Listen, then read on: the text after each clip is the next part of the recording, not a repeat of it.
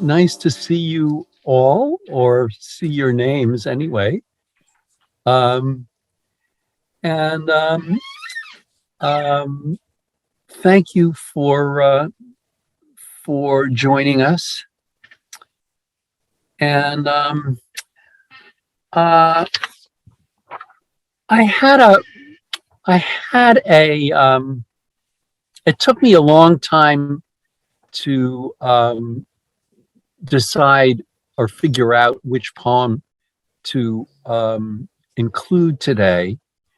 And there were several things that I was very tempted to include, and some of them were very dark. And I thought, well, I'll say I'll save them for later when we I don't know, when we're more in the mood, or when things either get better or worse. Which they probably will. Which yes, one or the other or both. But then this poem occurred to me, and it's a poem I love, but haven't thought about in a long time. I think it's the very first poem by Hopkins that I ever read. And I read it when I was a freshman in college, and my great teacher, Mary Doyle Curran, was told me this story. She was my freshman English teacher, really became my mentor in college. And I probably wouldn't be in Boston if it weren't for her and for her encouragement. But she told me this story about when she was applying to graduate school. And she wanted to do her dissertation on Hopkins. And she was the first place that she applied was Harvard, and she had an interview with a Harvard professor. And he said, he told her, this isn't the best place for anyone who wants to do a dissertation on Hopkins. We've barely begun to recognize Tennyson and Browning. So she ended up going to the University of Iowa and did her dissertation on Hopkins. And this was a poem that she assigned to her freshman students. And it's oddly, I'm sort of curious, how many of you have actually read this poem before or come across it before? None. Yeah, I don't think I know an anthology that includes it. And we might think about why this poem is so little known. But let me read it, because I love reading it. In the valley of the Elwy. And does everyone know what the Elwy is? No. Bill. It's a small river in Wales that runs north. It's quite pastoral from the pictures. And there was a Jesuit school. Where Hopkins went.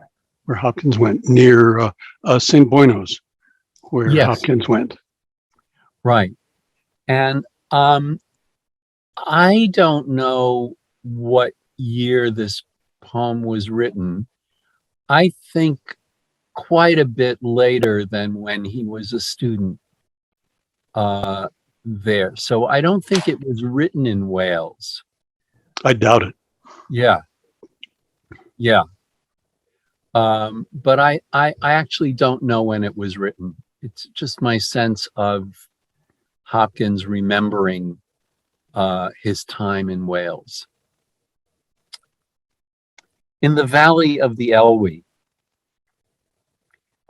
I remember a house where all were good to me, God knows, deserving no such thing. Comforting smell breathed at very entering, fetched fresh, as I suppose, off some sweet wood. That cordial air made those kind people a hood all over, as a bevy of eggs the mothering wing will, or mild nights the new morsels of spring. Why, it seemed of course, seemed of right it should. Lovely the woods, waters, meadows, combes, vales, all the air things wear that build this world of Wales. Only the inmate does not correspond. God, lover of souls, swaying considerate scales, complete thy creature dear, oh, where it fails, being mighty a master, being a father and fond.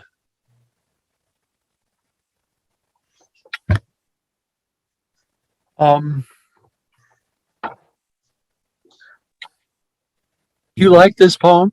Is he the inmate? Yeah. Yeah, he's the end. What? Why? What? What? What do you like about it? What's not to like? Okay, I would agree with that. Sound, subject, movement, Okay, rhythm. okay. What's so appealing about the subject?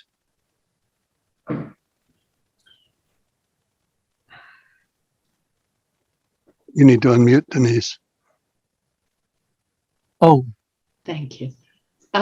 It's the subject seems modest and unremarkable, but the tone of the poem, the feeling that's conveyed, is one of great comfort, and I think we'd all want to reside in it. yeah, yeah. Well, Lloyd, Oh, Yehudi, yeah. one of the strategies, of course, is that you have no inkling of what the poem is really going to really say until the very end. Mhm. So the strategy is misleading or tantalizing all the way. And when you said it ends up being actually a very dark poem, it's not a happy poem at all. Hmm. And I think this enters your category of dark poems that you wanted to avoid today. So maybe we should just consider the first paragraph of the poem and forget the last one. Well, Let's except that it's about grace. It's about unmerited happiness. Excuse me, about what? Unmerited happiness, about grace, Oh, isn't it? well,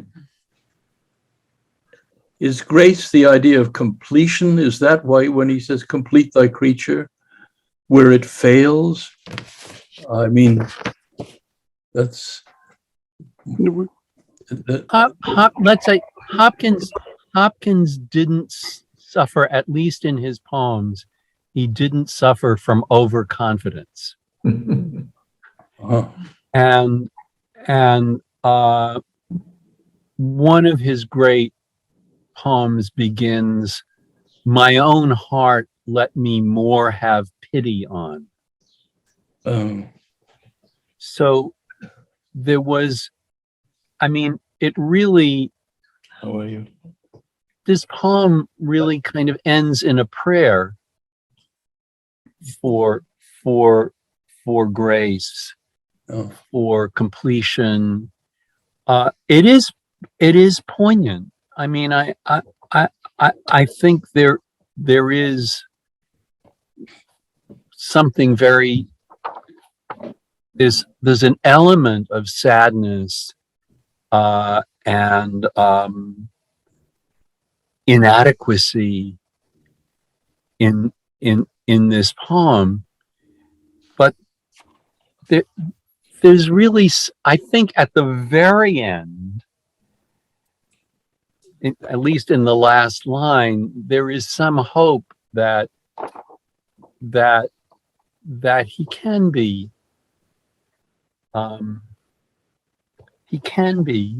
comforted and accepted, and I agree with you there, and I also think hi Ruth. he's describing a feeling that's not unusual. You Yeah. know, I don't know whether you would call it universal, but I would say it's not a rare feeling amongst people to feel they don't measure up, Yeah, especially people who aim high. yeah, yeah, But God, the lover of souls, he has considerate scales. So I think, that's a positive wish or a positive thought that God's wing will cover him as well. Yeah. Catherine. It reminds me of Frost's lines, home is where, when you have to go there, they have to take you in. And especially that thing which people often leave out, where when you have to go there, sort of resonates with his own unworthiness in this poem of that welcome and at homeness that he felt. Yeah, yeah. Complete thy creature. Yeah. Let's go back to the beginning of the poem. And I also very much want to talk about the form of the poem. Is it a Rhyme sonnet? scheme. Yeah. I mean, it is a form that's both Oh, yeah. very familiar. What kind of poem is it? It's a Petrarchan sonnet. It's a Ish. Petrarchan. But exactly right. It certainly starts as a Petrarchan sonnet, and Hopkins didn't exclusively write sonnets, but he wrote a lot of sonnets, and some of his very best poems are sonnets. Many of his very best poems are sonnets, and it starts off as a Petrarchan sonnet, and that means there are only, in the first 8 lines, there are only 2 rhymes, and it's, if we call rhymes by letters of the alphabet, it's A, B, B, A, B, B, A, and that's the most traditional form of the Petrarchan or the Italian sonnets. So this is really, if it's Italian, if it's Petrarchan, that actually goes back before sonnets came into the English language. So this was really the kind of origin of the form of the sonnet, and certainly in the first 8 lines, A, B, B, A, B, B, A. And think about, I am thinking about what that form contributes to the poem. What does it mean that it's a sonnet? What does it mean that it's a particular kind of sonnet? And then in the last 6 lines, he does something quite unusual for this form. The rhymes aren't exactly what you expect them to be after the first 8 lines. But let's look at the first line. I remember a house where all were good. All were good to me. And then there's no punctuation. So where all were good to me. So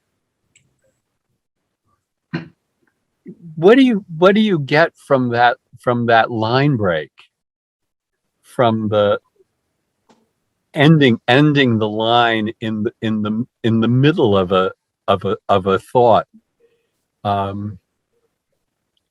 Bill, I want to ask you, because I think there's some ambiguity here.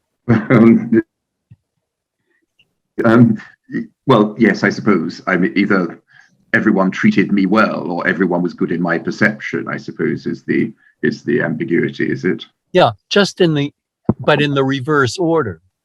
That you think he's talking about the goodness of the people who dwell in that house, but then it's their goodness to him that comes up in that sort of surprises us. There's a little bit of a little bit of surprise in that line break. I remember a house. So it's a very personal.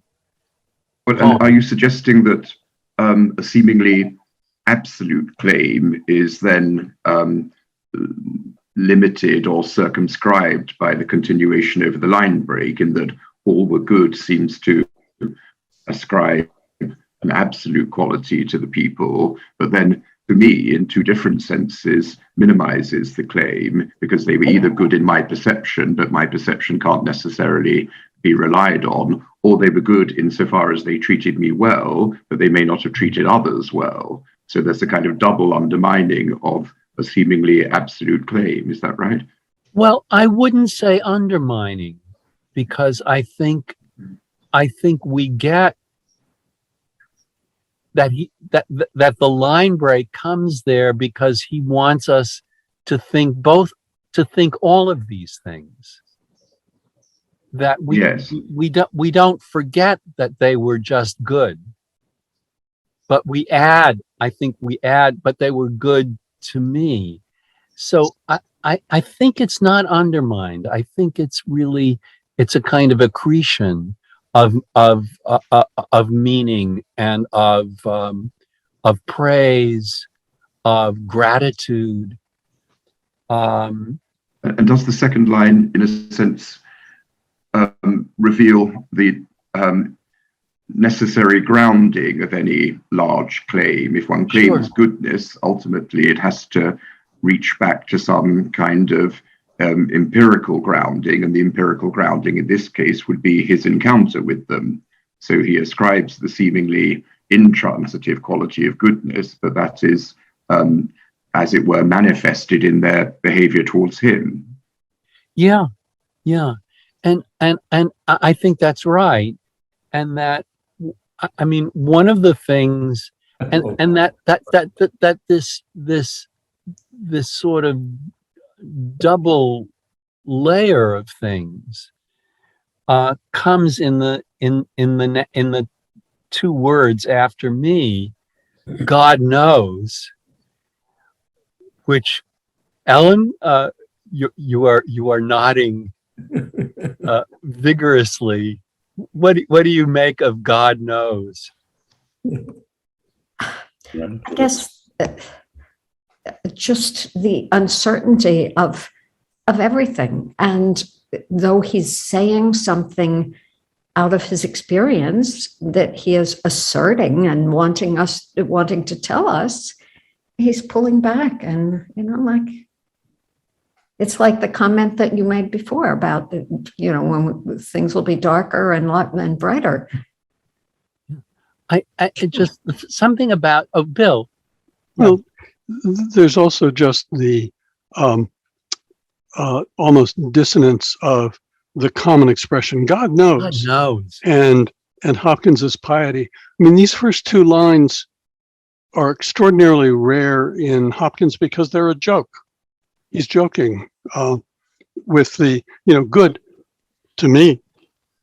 And then God knows as a kind of colloquialism. And then, well, it's God who knows. It's God who knows. Yeah. Yeah. But on first reading, you're kind of taken aback by these almost jokes. I don't think it's a joke. Almost, except that deserving no such thing is so poignant. And I think that's rare in poetry. I think poets tend to think they deserve. But it could also be a bit of false modesty. Kathy with her hat. In the tone.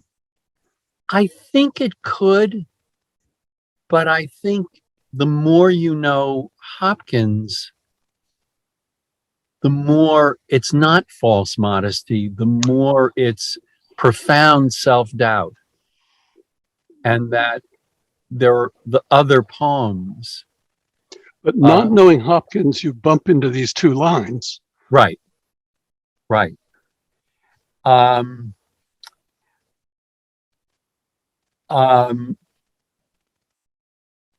Yeah, there's another question that comes up about what knowing Hopkins and not knowing Hopkins and reading this poem.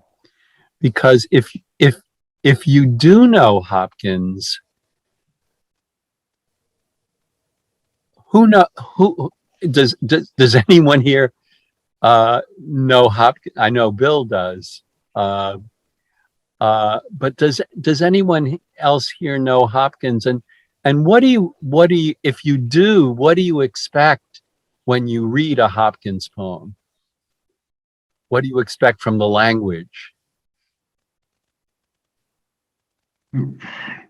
Density, difficulty, convolution, a gnarled, knotty quality, I suppose. What about yes, I agree. What about a more technical issue?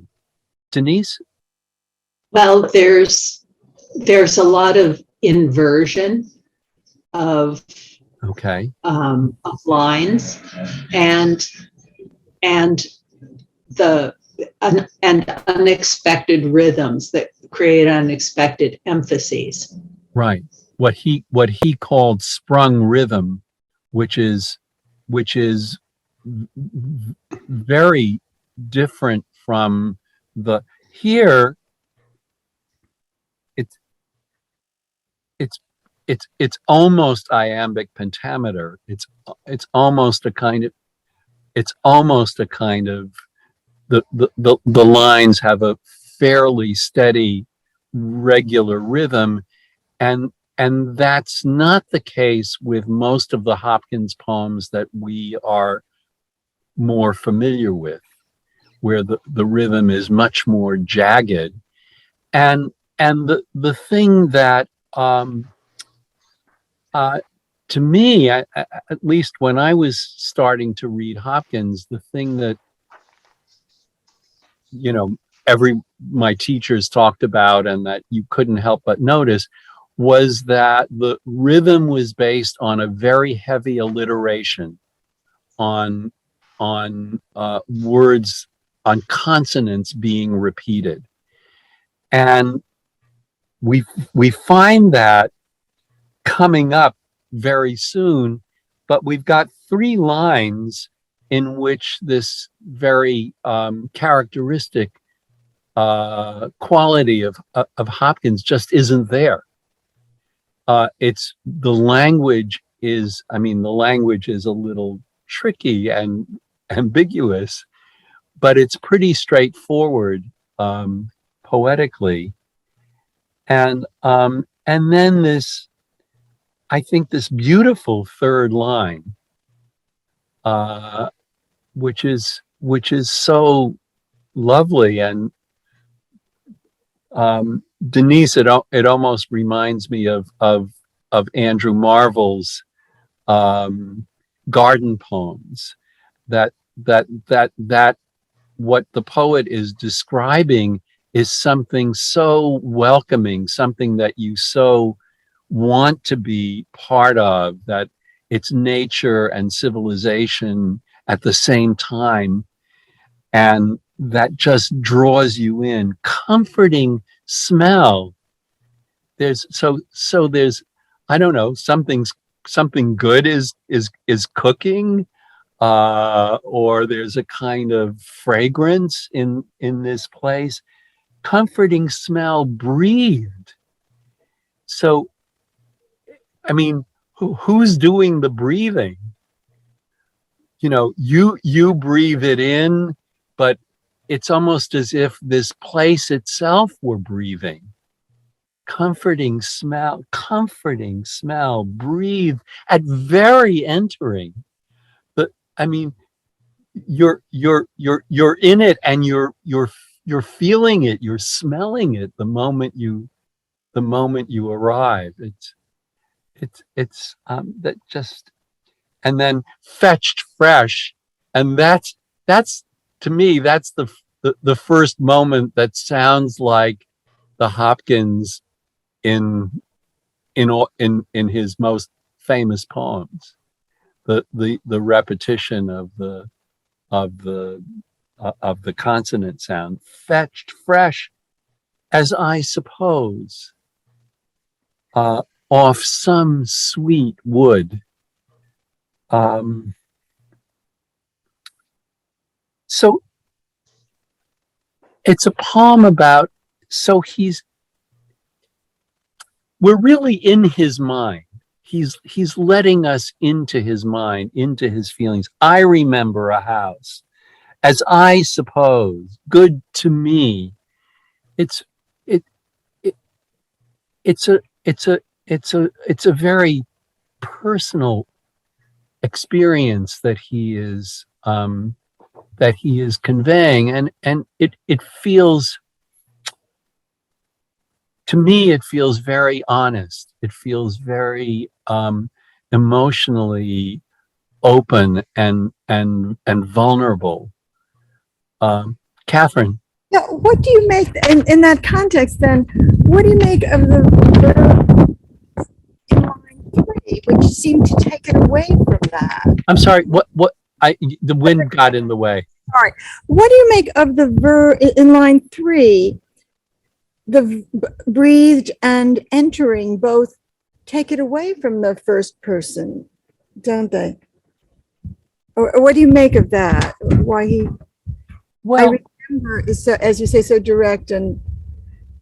Yeah. Well, I think there is this ambiguity also that it's breathed is I hate to get grammatical because I'm on shaky ground, but I think it's both transitive and intransitive. That is, he is breathing in the smell, and that the smell is breathing. It's the place itself is breathing. And that's So- that's neatly sustained by fetched, because in order to make the sentence work, one of the two verbs has got to be in the simple past, either breathed or fetched. Right. But if you take breathe to be part of so the two lines are very nicely balanced grammatically, because each, as it were, supports the possibilities mooted by the other. Do you see what I Yes. mean? Yeah. Yes. Yeah. I think I yes. I think That feels right to me. And then as I suppose, I mean, that comes back to the very personal that he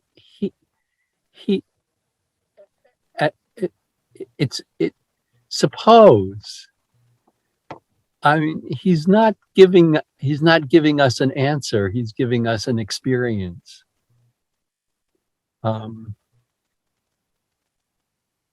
Yes, and the smell becomes the more mysterious. It might be the smell exuded by some wood, but he can't be certain. He can't identify its origin. Right. Or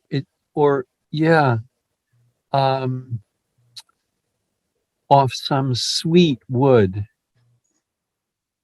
You also had Bill. He also had a kind of phenomenological attitude that I will only describe the thing as I can without supposition. You know, he's often very careful not to bring a presupposition to what he's describing. Right. But here he notes the supposition. He notes the supposition. Yeah, that's right. That's right. So we get this rhyme, good thing, entering, wood, although thing and entering isn't hitting you over the head with the rhyme. You know it's there if you know it's supposed to be there. But because entering, it's not entering,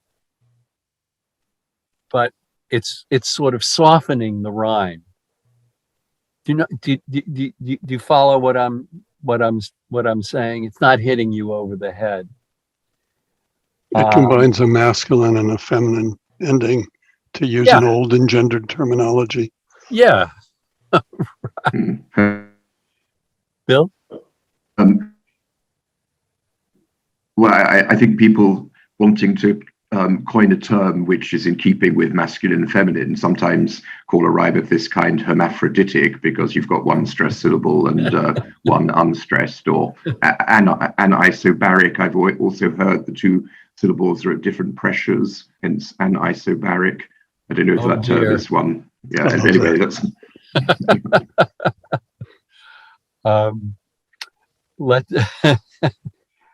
Let's move on. That's quite. That cordial air. So the air itself takes on a kind of personality or personhood, or human quality. That cordial air made those kind people a hood. And we get another one of those where you have to rush past the rhyme, another one of those enjambments of those ending in the middle of a phrase, made those kind people a hood all over. I don't know. What do you make of all over?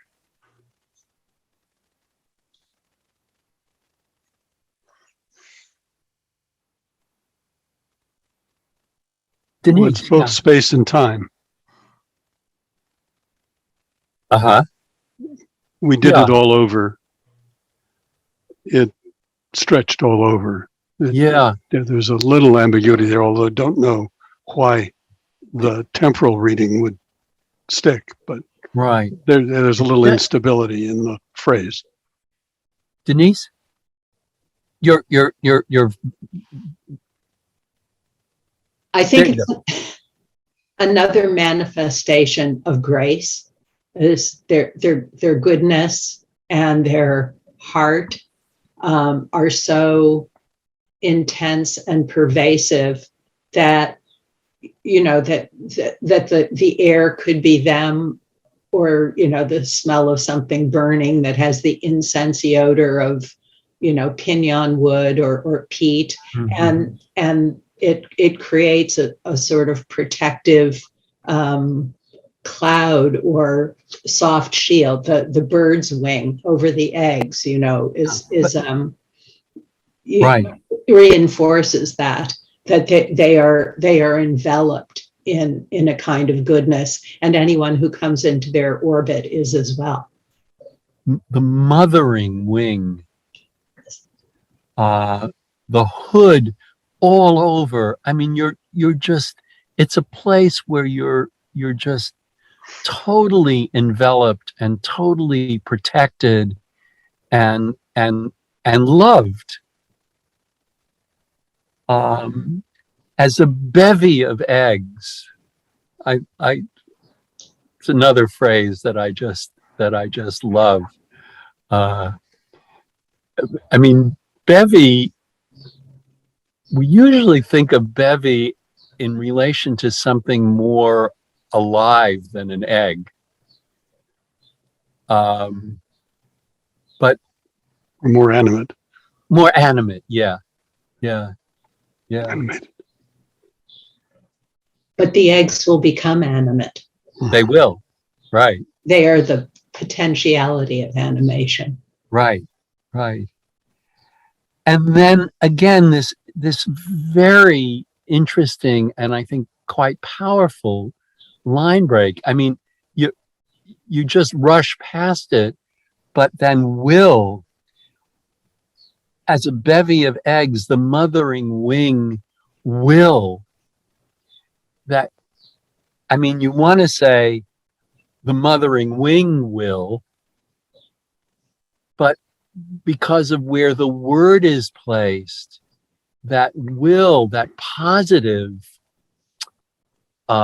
force gets more force because it's the first line, it's the first word in a new line. Why? And then what you think it's going to be a question, but it's really an exclamation. Why? It seemed, of course, seemed of right it should. The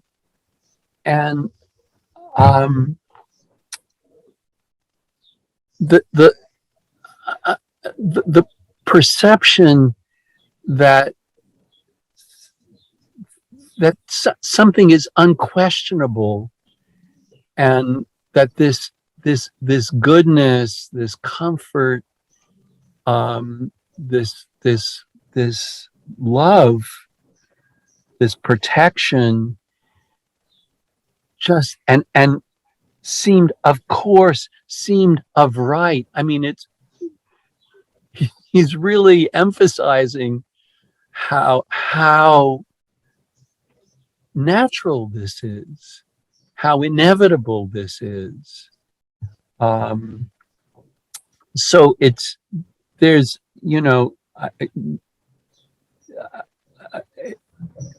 it's so positive, it's so loving, it's so receptive to this love, to this nurturing,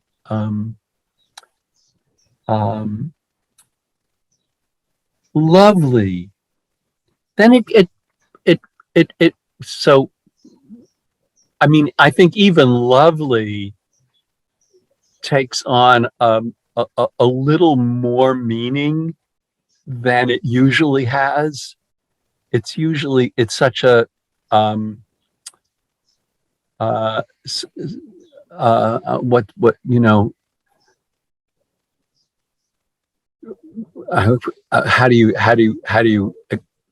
do you explain lovely?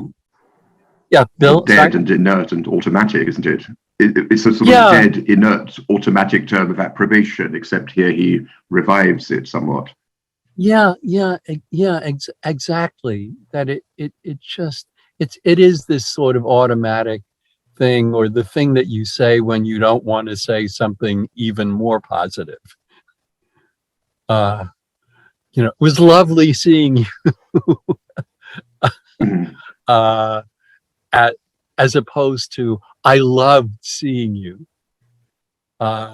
So it seems more casual, and yet in this context, it it has a real it has it restores the literal meaning of lovely, of of being a source of love. And then and the camera is moving out, is expanding. So it's not just this one, maybe this one, well, this one house that is in the first line, but now it's the camera is panning out to this whole area, this whole part of the world. Lovely, the woods, waters, and you get this Hopkinsian alliteration again. Lovely, the woods, waters, meadows, there's another W in there. Combs, vales, all the air, things where. Jim, did you? No, I thought you had your hand up. Um, um, all the air, things where that build this world of Wales. I don't know. Any sort of reaction to the rhyme in there, the unexpected rhyme? All the air, things where that build this world of Wales. I mean, I'm not asking you because I have an answer to this. I'm asking you because I, I, I want some help in understanding why this phrase gets to me so deeply. It feels to me, even though obviously Wales is the name of the place, it resonates to me like Vale of Tears, you know, a world of Wales. Mm-hmm. Like that. Yeah, yeah. I hear that echo. It reminds me of the cordial air earlier Right. and the hood. Yeah. So the things are wearing the air. I mean, Right. I'm just thinking they're wearing the air like a hood as well, that's sheltering in a different Yeah. way. Oh, I think that's exactly right. And that feels, that's very convincing because he's already, as you say, he's already um, given us an image of wearing something, of being clothed in something. Uh, uh, and now everything in this whole place is wearing the air. All the air things wear that build this world of Wales. Woods, waters, meadows, world, Wales.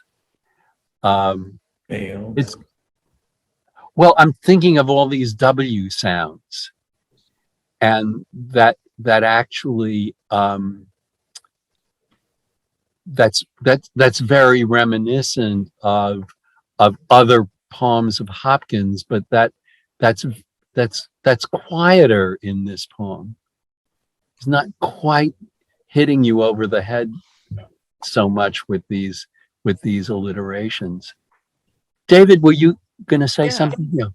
The density of the music kind of works with the ambiguity, that it could be the air or the things that build, but these through lines of the liquid consonants and the W's, actually just a lot of continuance. Um, sort of bind the whole line together so that, I don't know, the ambiguity almost gets smothered and it doesn't matter. Like it's the whole orchestra. Yeah. Yeah. That's a great image. Um, I think build is a kind of startling word in this, partly because it's so much nature, and yet, I think build is more human than it's a word we use in a more human context than in terms of nature. Along similar lines, it emerges in a very natural way from the music of the line. Yeah. It has Yeah. roots. It has roots. Yeah. Yes. But it moves from a simple description to the poet's construction of the world, and all that's in it. Yes. Yeah. Yeah. Exactly. I mean, I that's exactly right. That there is this kind of construction, this construct. What's one of the things that's surprising, and Yehudi, we're going to get back to the point that you made at the very beginning. One of the things that's surprising is that it's very rare that in the sonnet form that Hopkins has established in the first 8 lines. I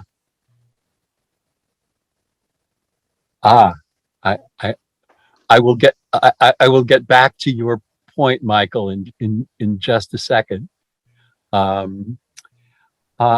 It's very rare that in a sonnet that begins with a rhyme scheme, this standard Petrarchan rhyme scheme, A, B, B, A, B, B, A, that when you get to the second 6 lines,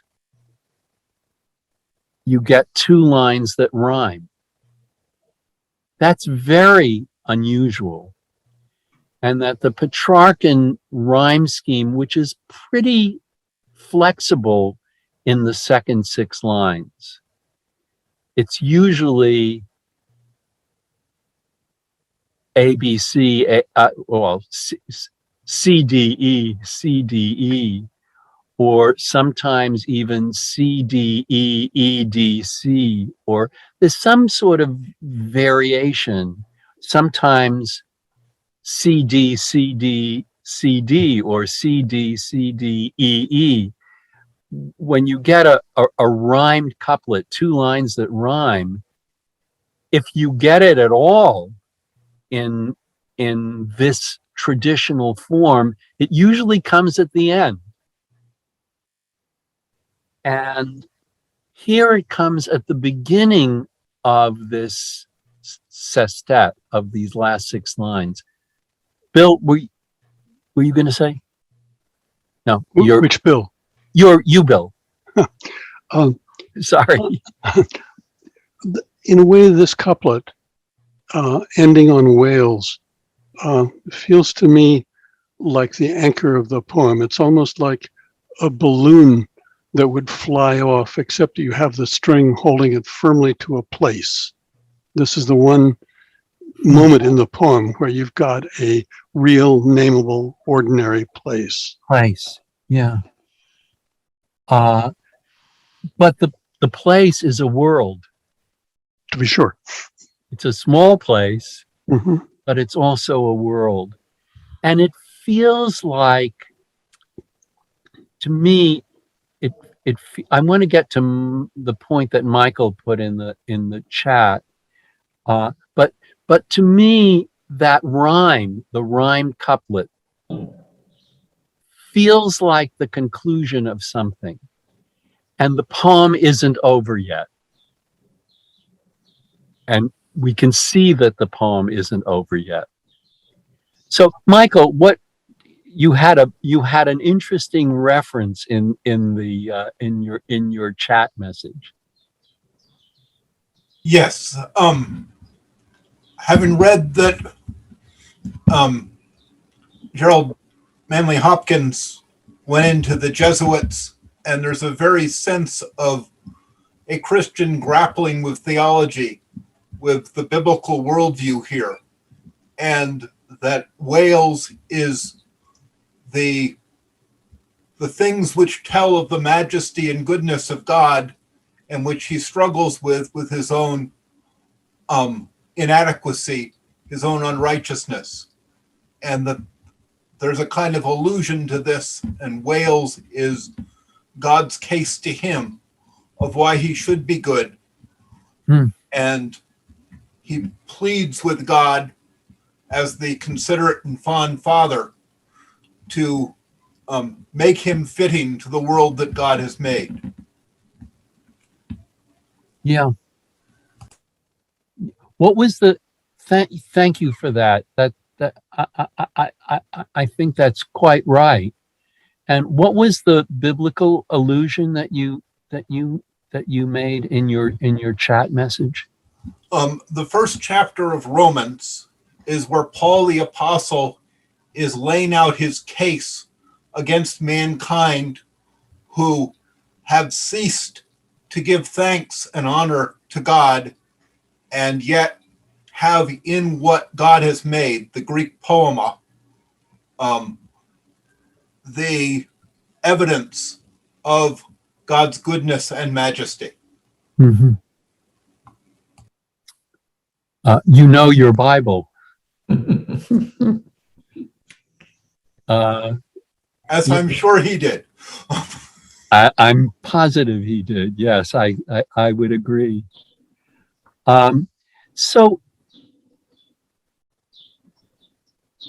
back to the poem, we get this couplet, this surprising couplet at the beginning of the second section of the poem, of the sonnet. And we're really not expecting it. It's everything else, even though some of the rhymes have been, go by very quickly, we're very comfortable with the form of this poem. A, B, B, A, B, B, A, good thing, entering wood, hood, swing, spring, should. We're very comfortable with that. He's playing with it a little bit, but we're still very comfortable with the form of the poem. And we really don't expect this couplet, which sounds like the conclusion of a poem and isn't. And that's when you get the big turn in the poem, what's technically called the volta, which is usually what comes after the first 8 lines in a Petrarchan sonnet. The turn in the poem comes after the 10th line. Suddenly, everything is kind of undercut or undermined. Only the inmate does not correspond. Jonathan, do you think inmate would have had the same connotations that it does now as I think someone who is imprisoned? Imprisoned or in an institution? Yeah. I think so.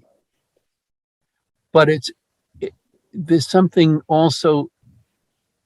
What do you make of that? Well, it implies it speaks to his discomfort in accepting the love that he talks about in the first 8 lines. It's kind of jarring to come across the word inmate. It's like he's not anymore opening himself to the world. There's something entrapping about it. Denise. I think it encapsulates him and puts him outside the protective bubble of goodness and grace and good air and goodwill that surrounds the people he alludes to in the house and the construction of the greater world around them. Although he's in it. He's in it, but he's in his own little capsule. Yeah. The online etymology dictionary is useful here. Oh, From the 1580s, it's one allowed to live in a house rented by another, usually for a consideration. And the sense of one confined to an institution is first attested in 1834. So 10 years before Hopkins was born, I think. Right. So that's So it was there. certainly there. Yeah. So both are there. Yeah. And I think it's maybe the most ambiguous and in some way the most startling word in the whole poem. It is jarring. It is upsetting in some way, and that he is being very literal on both levels of in terms of both meanings of that word. That he is the one dwelling in this house, but rented to him or let to him. Let to him, yeah. But that it's also he's so reluctant to admit that that he fits into this world of goodness, that he fits under this mothering wing. David?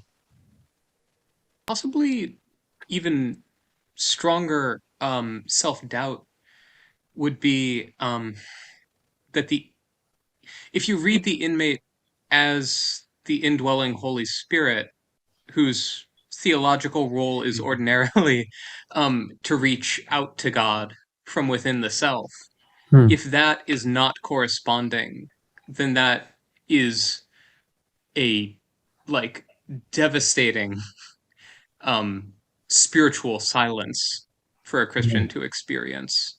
Yeah. And correspond is it seems like such a, I don't know, like such a kind of technical word.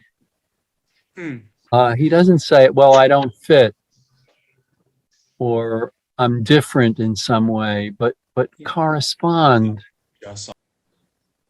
I'm sorry? Oh, Brian, that correspond could mean doesn't communicate from within, but also could mean doesn't match. And I think the Holy Spirit reading works with both of those. Yeah. I was thinking, if it's Holy Spirit, then to a Christian who thinks that God has granted the Holy Spirit, to say, even this thing that he expressly said is for me, right, is not correct in me, is like saying, what the hell's God doing here? And I've made its prison. Yeah. Oh, wow. Yeah. That's pretty, yikes. Yeah. Sorry? Pretty yikes. Are we assuming, Lloyd, that the inmate must refer to Hopkins? So this is a line of self-accusation continuous with, say, the second line. Because I've come across readings of this poem in which inmate is seen as referring to the Welsh. So the Welsh are blessed with a beautiful landscape. Every bit of the Welsh landscape bears testimony to God's goodness and largesse, but the Welsh, not being Catholics for the most part, this is chapel country rather than Catholic country, are not corresponding, as it were. Oh, I hope it doesn't mean that. What a mean-spirited reader. Well, the trouble is, I know we're not sort of enslaved by authors' comments, but Hopkins himself has a note on the poem to that effect. Really? I can fish it out. Oh dear. Okay, I'm not sure I want to know this. Well, no, I don't want to ruin the poem for people, and I think It won't. It won't. okay. Hang on a sec. Talk among yourselves. Yeah. So he, in a letter to Bridges, he wrote, "The frame of the sonnet is a rule of three some wrong. Thus, as the sweet smell to those kind people, so the Welsh landscape is not to the Welsh." That seems to suggest that there's a greater dissonance between the treatment of particular Welsh people, the ones in the house in the octave, and this line's treatment of the Welsh, who in one sense are undeserving beneficiaries of the beautiful landscape they inhabit. But I agree, it doesn't. Yeah. I'm not madly keen on that reading either. Yeah, I mean, he may very well have felt that, but as he kind of felt that everywhere he lived. Sure. Yes. But I think the poem, excuse me, the poem is really much more personal than that.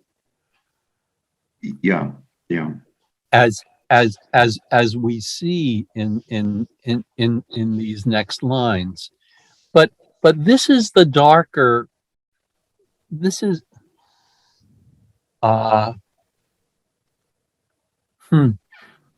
this is the darkness, I think, that Yehudi was talking about at the very beginning, and that it does become very, very dark in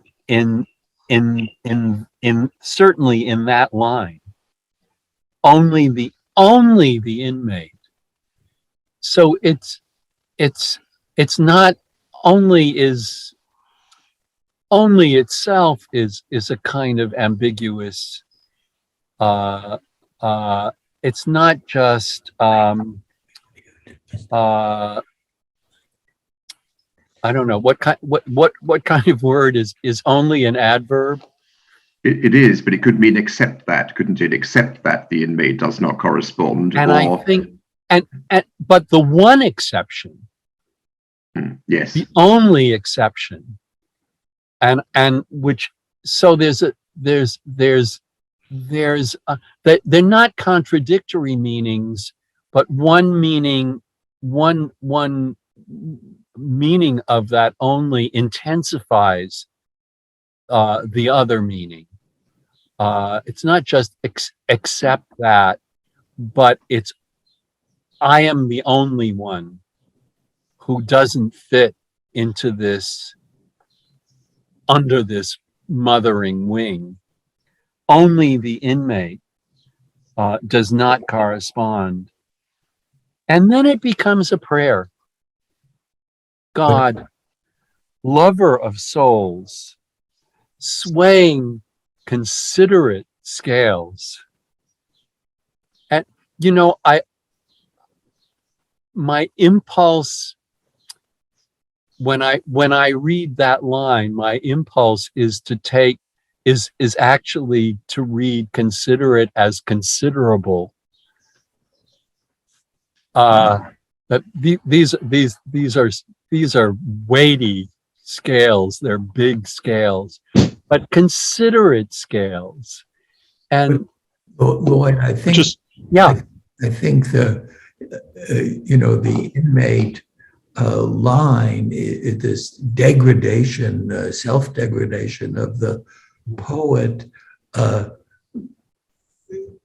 follow your thought, I think makes God more powerful, more loving, more because what he can do, considerate scales, to save this benighted person. Yes, it creates that tension and that power. And that definitely that power, and that forgiving and forgiving power, Right. that he kind of forces himself to acknowledge. It's his self-esteem is at a very low ebb, Right. as it is in most of these poems. There's a series of sonnets that are known as the terrible sonnets, and it's not because they're badly written, but because he's facing something so awful and acknowledging something so terrible that there seems to be almost no hope. But in this poem, I think there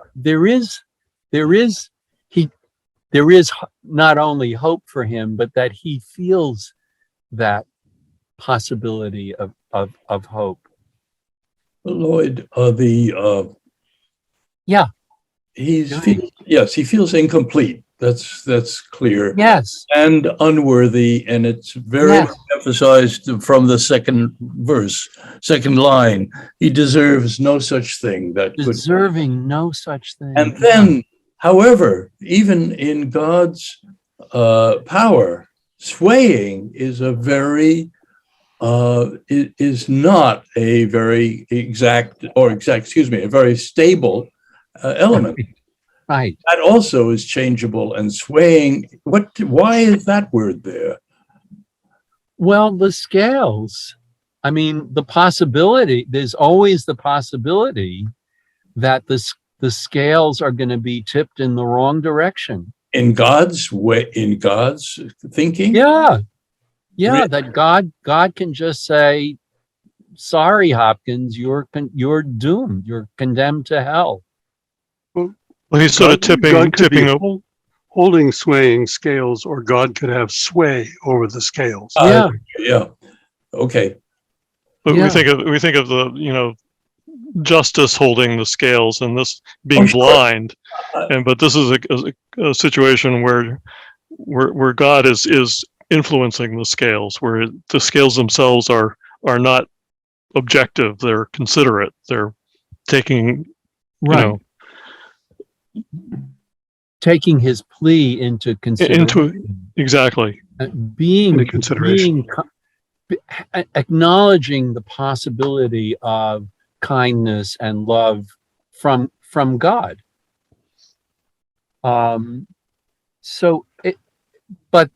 But it's definitely recognizing the possibility that these scales might not be tipped in his favor, because he's not corresponding to this goodness, to this kindness, to the comfort of this place. God, lover of souls. So, I may not deserve this, but you are capable of this goodness to me. And this is the prayer.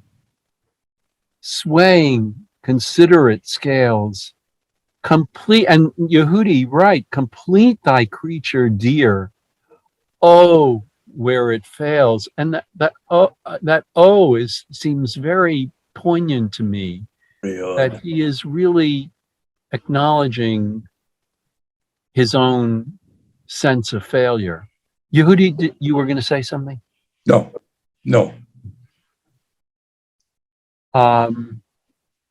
I was struck, Lloyd, it's Susan.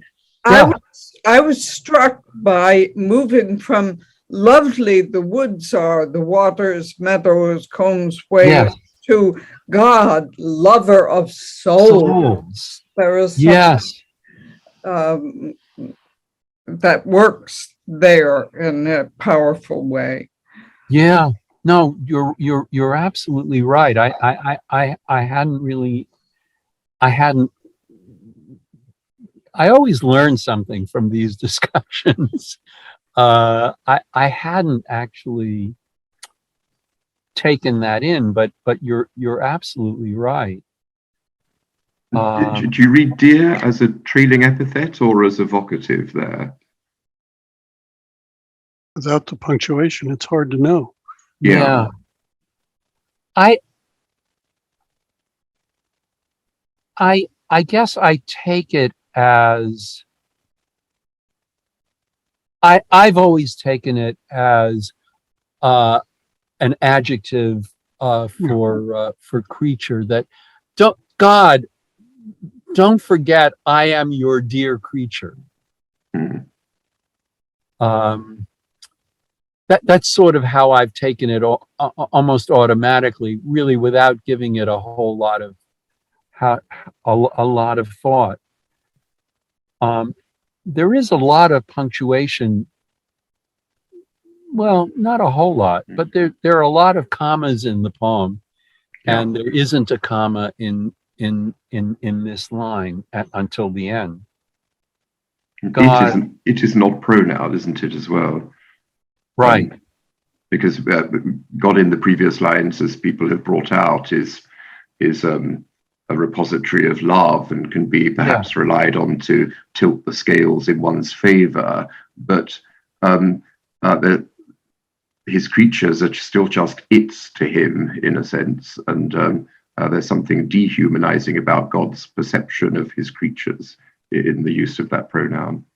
Yeah. I wonder if there's an identification between creatures and souls and the I of the beginning of the poem. Suddenly, this individual becomes a creature. Right. Which is less than, or presumably less than a soul, or but still dear to God. Well, a creature is that which is created. God has created him. So I think I would take it more in that meaning. Okay. I am what you have created, oh God. Yeah. And Susan, I'm going to blame you for this. Yeah. But I see it. I just noticed that that LOVER occurs one other place in the poem. All over. Oh, right. Yes. Nice. So there's another buried example of love and lover in this poem. I've never noticed this before, but if you hadn't mentioned the connection between lovely and lover in this part of the poem, I don't think I would have noticed that, and I doubt it was intentional. But in fact, it feels, of course, seems of right that all over includes the word love. But I'm going out on a limb on this one. I know, but somehow that a hood all over is such a loving gesture, that it's nice that love is kind of buried in those letters. Complete thy creature, dear, complete. And that's so interesting, that the sense of feeling unfinished.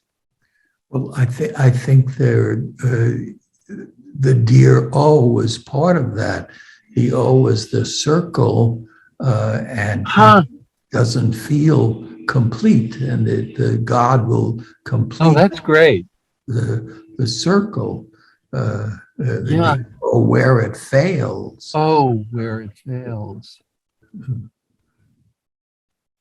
One more thought on Always. Yes. Meaning. Please. we've been talking about a Brian, creature yeah. as sort of less than human or as something created, whereas we think of people as more elevated. But Hopkins has spent the whole poem venerating the natural things, which I think a lot of us would lump birds, beasts, the things we Creatures. think of as creatures into that like vaunted nature. And he's been sort of tamping down people.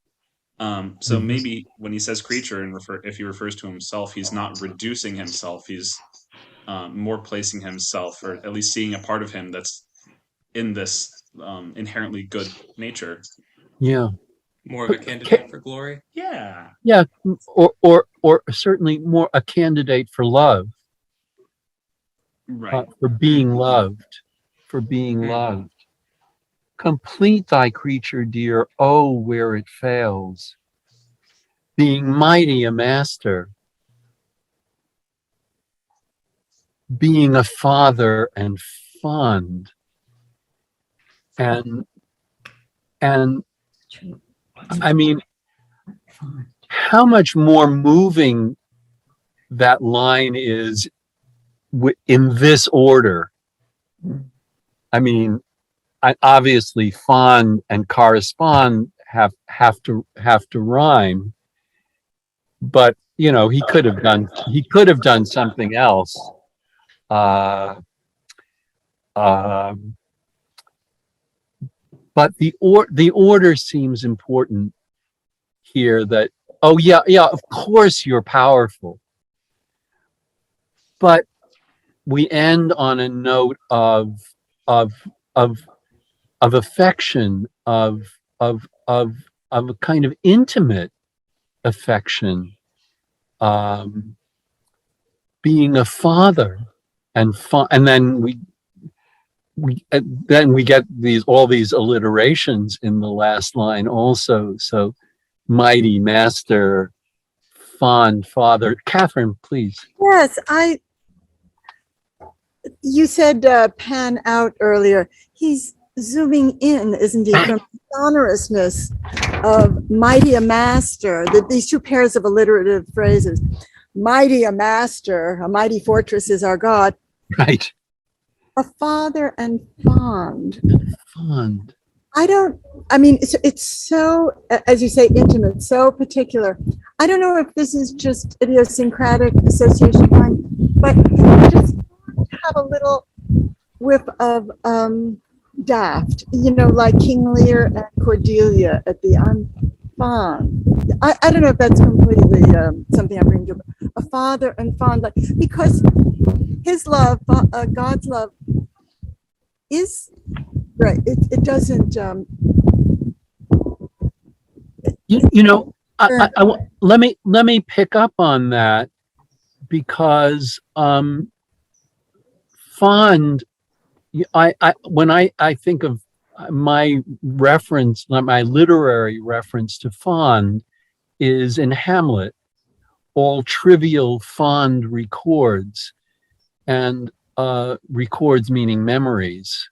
But the original meaning of fond is foolish. Oh, that's just what Yeah. Good. So I think I'm partial to your children, like you are, like we are partial to our children. but in a sense of not particularly logical or intelligent, but just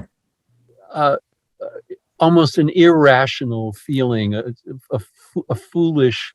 Well, you can make a fool of yourself and still love me. Yes. You don't have to be the smartest. You don't have to be the smartest. You can be the most powerful. You don't have to be the smartest person, but you can still bestow your love on me. Yes. Doesn't Catherine's reading of fond as having a tinge of partiality reach back to the double meanings inherent in swaying and considerate? God is considerate in the sense that he is performing an act of consideration, but he's also compassionate and may not deliver people's just desserts, but rather something kinder. And similarly, the father doesn't exhibit perfect impartiality, which is good news for the son, who, if he were judged in that way, probably would fare badly. Yeah, Denise? Oh, I would point out that scales sway, old-fashioned ones, with the balance beam and the chains that hold the two plates. The other thing that struck me is that the order is important leading up to God as a fond father, because we have mothering in the first stanza. Oh, so we do. The volta is from mother to father. Oh, yes. As Denise is pointing out.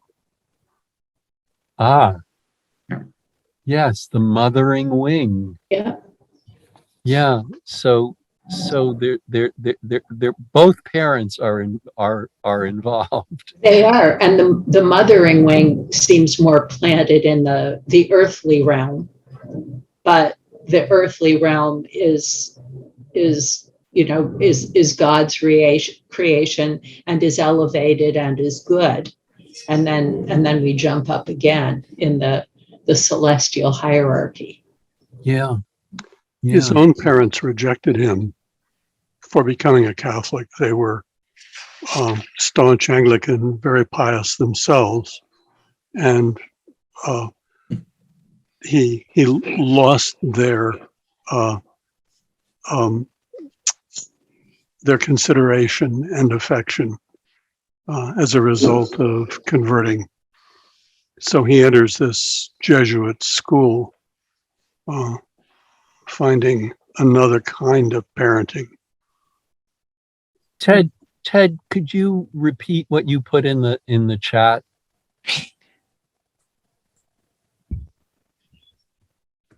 Yeah.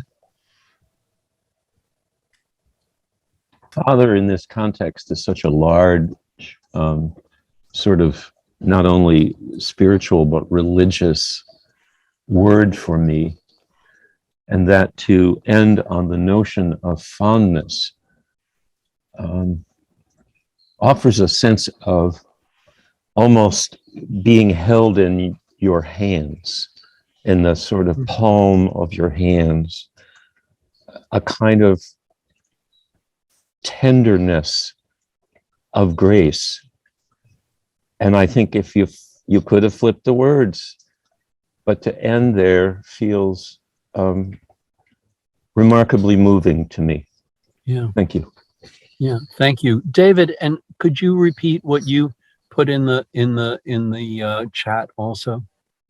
Yeah, that the last line is almost structured like the beam of some scales. Yeah, where mighty and the attributes are at the ends, and then master and father are this sort of fulcrum of it, and there's this like steady beam of like declining, softening tone from mighty through the sort of rolls down into fondness. It's especially worth noting, like if he had beef is not the right word for a poetry discussion. No, it's but like perfect. if he had issues with his father, if he was rejected, then it's important to note that he couldn't have just written father and still meant what he wanted to mean. He has to say you're a father, like, and yet despite that, he, right. I think it's just nice that he communicated that to us, that he's not taking it for granted that they're the same. Yeah. Michael, to master as well. Yeah. Michael, what was the other? You just put another biblical reference. When Jesus enters Jerusalem and cries over it, he refers to God's desire to gather Jerusalem like a hen gathers its brood under his wings. And I'm thinking that may be an allusion in the first stanza. But interesting. Yeah, I mean, none of those biblical references would surprise me. But let me ask you this. I think this is this last question, because we there is Marita in her work capacity with the library behind her. So we need to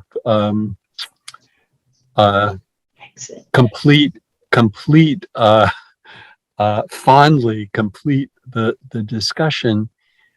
But I mean, this is the question that I ask myself about a lot of the poetry that I love. I mean, we talked about George Herbert a few months ago, and I am not a Christian. I was not brought up as a Christian. I'm not really anything at the moment. But do you have to be Christian to sort of feel this poem? In what way, or in what way is it possible to read this poem without the theological content? Of course. Okay. Yeah, I'll take that as a definitive answer. Of course, we're all human. None of us, except the arrogant and the political monsters, feel perfect. We hope for, we work for, we aspire, we pray, whatever, to become better human beings. Kindly, we want to breathe or project the air of kindness and fond. Thank you. Amen. I think, yeah, I think that's a perfect way to conclude this, unless anyone has anything to add. I thank you so much. One John, very small thing in the first stanza, I am very fond of the internal rhyme in line 2 and 4, the kind of offhand contrapuntal rhyme between God knows and as I suppose, that it just adds a little note of sound and music in a place where you don't expect it. Great. That's just a small thing, but it just helps. The sound really helps. But it's absolutely, I mean, the poem is so beautifully woven together, and I hadn't picked up on that either. But you're absolutely right, and it is part of this texture of everything in this poem. Kind of, as I say, it's just kind of weaving together in this rather, and for Hopkins, rather understated way. Yeah.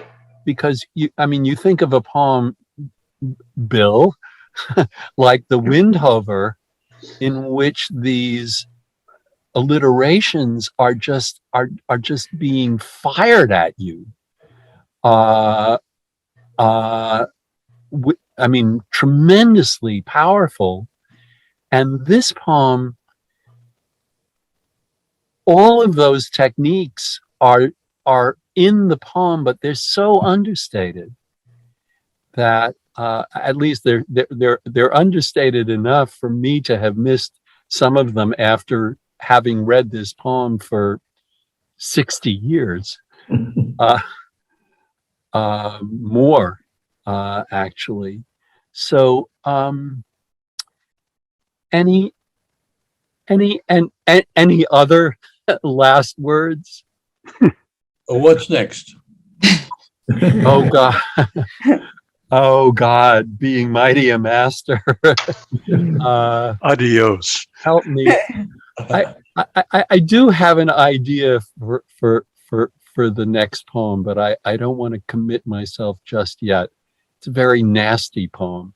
So maybe that's maybe that's of right it should be. Lloyd, thank you so much. This is lovely, and what a great discussion today. Thank you. Thank you, Marita, and also I thank you everyone.